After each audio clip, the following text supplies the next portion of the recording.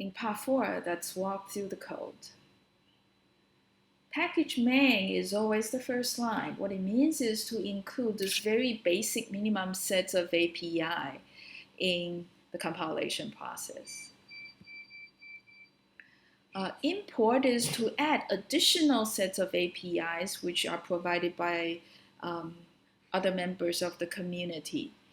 But some packages are actually quite standard. For example, FMT here we're using. It's short for format. What it does is to generate output or take input in multiple formats for a variety of system IOs, including, for example, screen, for example, keyboard, for example, files.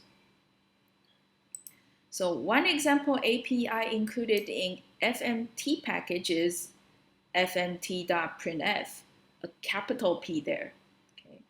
What it does is simply to print a string onto the standard output, which is the screen. Okay.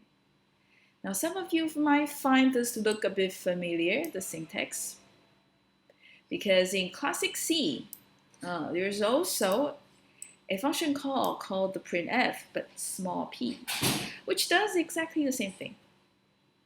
And you probably see a little bit where Go came from. There's quite a bit of classic C, C++ influence.